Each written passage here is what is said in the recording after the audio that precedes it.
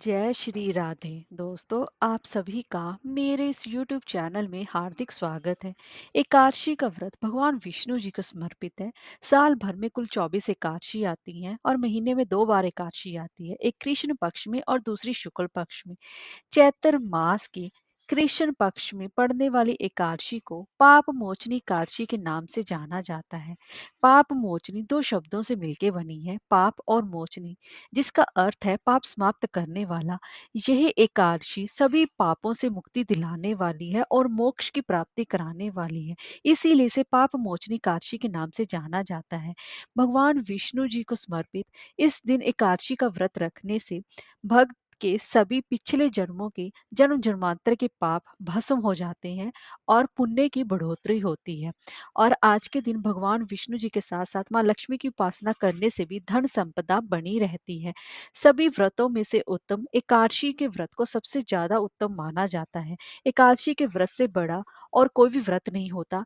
अगर आप एकादशी का व्रत करते हैं तो फिर कोई भी और पूजा पाठ करने की कोई जरूरत नहीं रह जाती, क्योंकि एकादशी के व्रत से बड़ा और कोई भी व्रत और कोई भी त्योहार नहीं है। तो दोस्तों, आज की इस वीडियो में हम बात करेंगे कि पाप मोचनी एकादशी कब पड़ रही है और पूजा का शुभ मुहूर्त क्या रहेगा, व्रत का पारण का समय क्या रहेगा, और इसी के साथ साथ पाप मोचनी एकादशी की पूजा विधि के बारे में बताने जा रही हूँ। तो चलिए वीडियो शुरू करते हैं।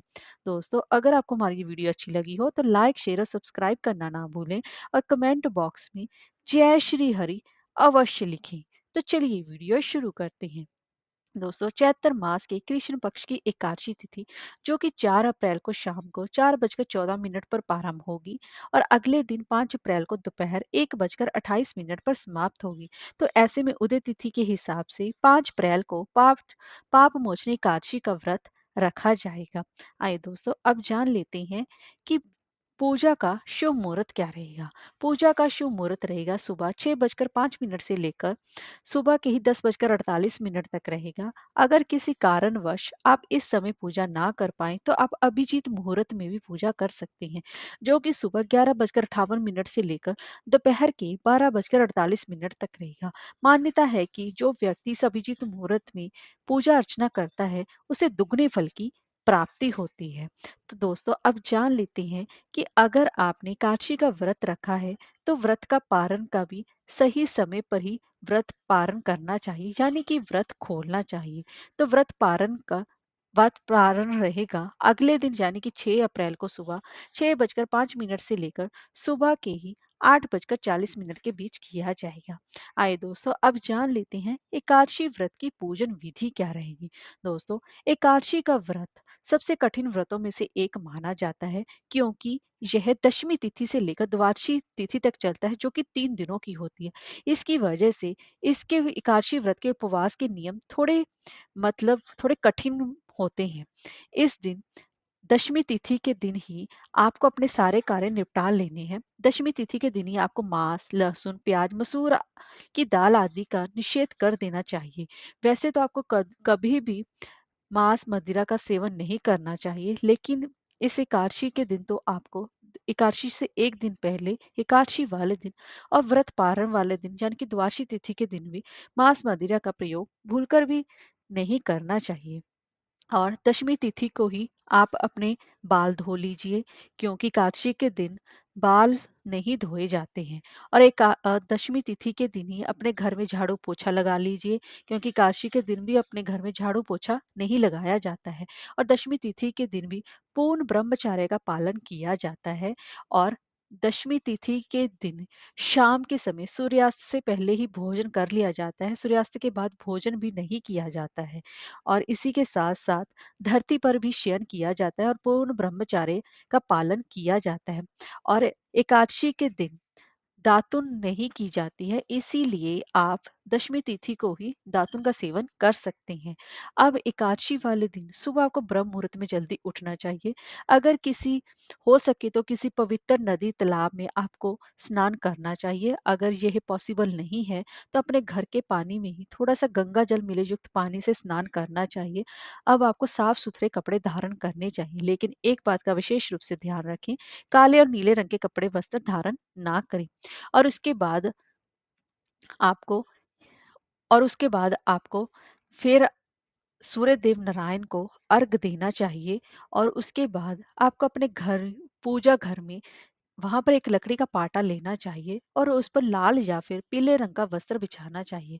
अब आपके पास भगवान विष्णु की अगर प्रतिमा है या फिर मूर्ति है, उसको स्थापित करना चाहिए। अगर आपके पास ये नहीं है तो आप लड्डू गोपाल जी को भी स्थापित कर सकते हैं। अब आप उनका पंचामृत से अभिषेक करें और उनको पीले रंग के वस्त्र धारण करवाएं और उनका अच्छे से श्रृंगार करें और उनको पीले चंदन का तिलक लगाएं। और इसके साथ साथ अब आप भगवान जी के सामने बैठकर अपने व्रत का संकल्प लें, क्योंकि बिना संकल्प के कोई भी पूजा पूर्ण नहीं मानी जाती है। अब आप पाप मोचनी एकादशी के व्रत का संकल्प लें कि आप यह व्रत निराहार रखेंगे या फिर निर्जलाहार रखेंगे या फिर फलाहार रखेंगे। जैसी आपकी समर्था हो आप उसके हिसाब से अपना यह व्रत संपूर्ण कर सकते हैं।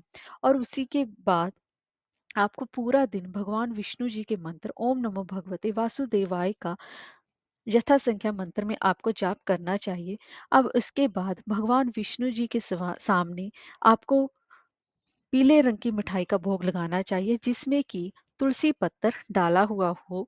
और इसी के साथ साथ आप उनको पीले फूलों की माला और पीले फूल अवश्य ही आपको चढ़ाने चाहिए। और इसके साथ साथ तुलसी के आज के दिन तुलसी की विशेष रूप से पूजा उपासना की जाती है, लेकिन एक बात का विशेष रूप से ध्यान रखें कि एकादशी के दिन ना ही तो तुलसी में जल दिया जाता है, ना ही तुलसी को स्पर्श किया जाता है और ना ही उनके पत्ते तोड़े जाते हैं। लेकिन आप एक दिन पहले ही तुलसी के पत्ते तोड़कर रख लें और भगवान विष्णु जी को भोग में अवश्य चढ़ाएं। तुलसी के बिना भगवान भोग स्वीकार नहीं करते हैं। और आज के दिन आपको जितना हो सके कम से कम बोलना चाहिए, क्योंकि अधिक बोलने से मुख से ना बोलने वाले भी कई बार शब्द निकल जाते हैं। और आज के दिन आपको भगवान विष्णु जी के सामने एक अखंड दीपक अवश्य जलाना चाहिए। अगर आप अखंड दीपक नहीं जला सकते हैं तो कम से कम देसी घी की एक जोत तो आप सुबह और शाम अवश्य ही जलाएं। अब धूप दीप से भगवान विष्णु जी की पूजा उपासना करें।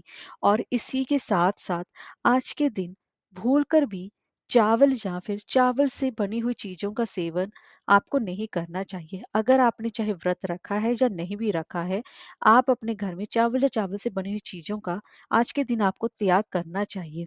और इसी के साथ-साथ अगर आप व्रतधारी आप व्रत करना चाहते हैं, तो आज के दिन आप केला, आम, अंगूर, बादाम, पिस्ता इन्हीं सभी चीज़ों का सेवन करके अपने व्रत को शुरू कर सकते हैं। और पूरा दिन भगवान विष्णु जी के मंत्रों का जाप करते रहें और शाम के समय फिर से भगवान विष्णु जी की पूजा उपासना करें, क्योंकि एकादशी के व्रत में रात्रि जागरण का सबसे ज्यादा खास महत्व माना जाता है। अगर आप रात्रि जागरण करते हैं तो भगवान विष्णु जी की प्रसन्नता का यह एक सबसे मुख्य उपाय है। अगर आप करना चाहते हैं तो आज के दिन भगवान विष्णु जी के सामने रात्रि जागरण अवश्य ही करिए। और उसके बाद अगले दिन सुबह ब्रह्म मुहूर्त में फिर से स्नान कीजिए और फिर भगवान विष्णु जी का फिर से पूजन उपासना कीजिए। और उसके बाद अपने व्रत का पारण का जो समय है उसमें ही आपको भगवान विष्णु जी को भोग लगाना चाहिए। भोग में आप अगर आप फलाहार का भोग लगाना चाहते हैं तो फलाहार का भोग लगा सकते हैं। अगर आप चावल का भोग लगाना चाहें तो चावल का भी भोग लगा सकते हैं, क्योंकि द्वादशी के दिन चावल खाना अति उत्तम माना जाता है। और ब्राह्मणों को मिष्ठान और दक्षिणा देने के बाद ही अपने व्रत का पारण करना चाहिए। और एक बात का विशेष रूप से ध्यान रखें कि व्रत का जो पारण है वो मीठी चीज से ही करना चाहिए, तभी उत्तम माना जाता है। अपने घर में आज के दिन जितना हो सके पूजा पाठ करते रहना चाहिए। आज के दिन ना ही तो आपको नाखून काटने चाहिए, एकादशी वाले दिन ना ही नाखून काटने चाहिए, ना ही बाल धोने चाहिए, ना ही कपड़े धोने चाहिए। इन सभी चीजों का विशेष रूप से ध्यान रखें और घर में कोई भी गृह क्लेश नहीं होना चाहिए। इस तभी भगवान विष्णु जी की प्रसन्नता प्राप्त होती है।